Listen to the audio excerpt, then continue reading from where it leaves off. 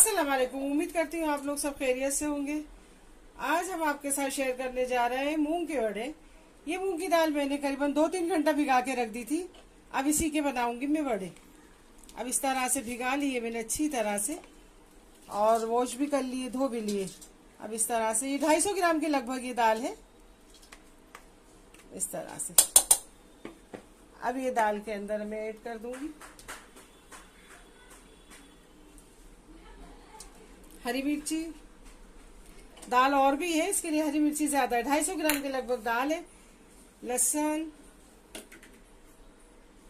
और कुछ ये अदरक के टुकड़े। अब ये सब चीज को मैं दरदरा पीसना है, हमें इसे एकदम बारीक महीन नहीं करना है। और फिर दोबारा इसको भी हम पीसेंगे और दोनों चीज साथ में ऐड कर देंगे। चलिए आप जुड़े रहिए हमारे साथ।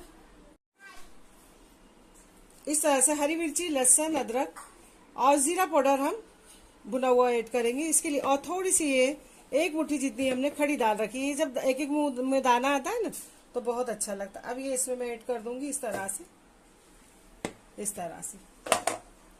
सब इसमें। सेम पैन में ये जो बची हुई दाल थी ना दूसरी, वो भी हम इसमें ऐड कर देंगे। ये भी हम इसी में पीस लेंगे। 2 घान हमने ये 250 ग्राम दाल के लगभग 2 घान हमने पीसी। एक दाल हमने बारीक पीस ली और एक इस तरह से दरदरी पीसी है। हाँ, तो इस तरह से ये सब होगा। अब 1 टीस्पून इसमें नमक ऐड कर देंगे, आधा टीस्पून हींग, चुटकी भर बेकिंग सोडा, वो सोडा, मीठा सोडा, खाने का सोडा, और आधा टीस्पून हल्दी पाउडर। जीरा हमने खड़ा नहीं लिया, आधा टीस्पून भुना हुआ जीरे का पाउडर। हरी मिर्ची हमने बहुत ज्यादा ली है, इसके लिए थोड़ी सी चिल्ली फ्लेक्स। और इसमें बारीक चॉप किया हुआ ये प्याज हमें जितना चाहिए उतना ही हम ऐड करेंगे। और ये खूब अच्छी तरह से हरा धनिया,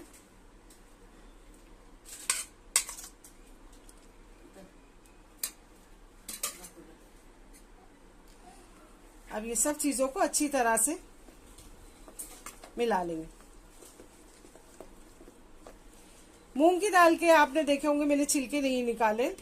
छिलके हम लोग नहीं निकालते, अगर आप चाहें तो छिलके निकाल सकते हैं, क्योंकि सब बोलना इंग्लिश में नहीं आता, लेकिन छिलके में बहुत ज्यादा ताकत होती है दालों के।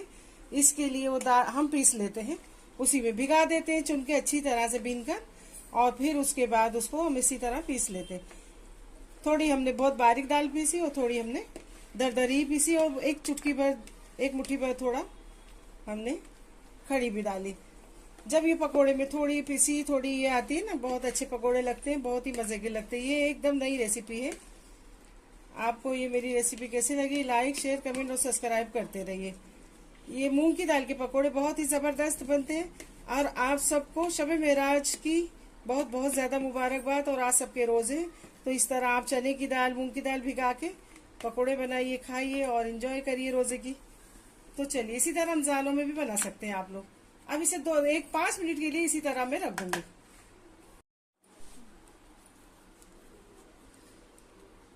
इस तरह क्रश करके अजवाइन भी इसमें हमने ऐड कर दी।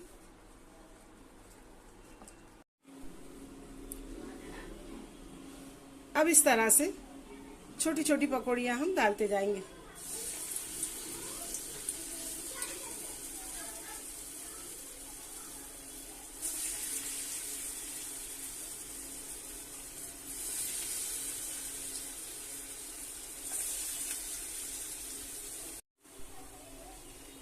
इस तरह से गर्मा गर्म हमारे पकोड़े होकर हो रहे तैयार, फ्राई होके।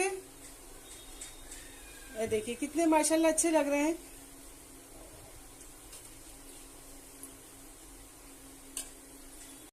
अब इस तरह से ये कुरकुरे पकोड़े हमारे बन गए हैं तैयार। अब इसी तरह में सब फ्राई करके आपसे मिलती, जुड़े रहिए आप हमारे साथ। इस तरह से पकोड़ों के साथ, मूंग के पकोड़ों के साथ हम पीसेंगे पुदीने की चटनी। पुदीना, हरा धनिया, लहसुन, अदरक के टुकड़े, इस तरह से ये सब चीज इसमें मैंने ऐड कर दी। इसी में ये हरा धनिया भी ऐड कर देंगे इस तरह से। कर दूंगी मैं आधे नींबू का रस। नींबू बड़ा था इसके लिए आधा लिया, अगर छोटा नींबू हो तो आप ज्यादा डालिए। इसी में ऐड कर दूंगी 1 टीस्पून नमक। अब इसे हम बहुत बारीक अच्छी तरह से पीस के मिलते हैं, पकोड़ों के साथ ही चटनी ऐड होगी। चलिए यही है मेरी आज की रेसिपी, मूंग के पकोड़े। इस तरह बनाइए, खाइए और इंजॉय करिए।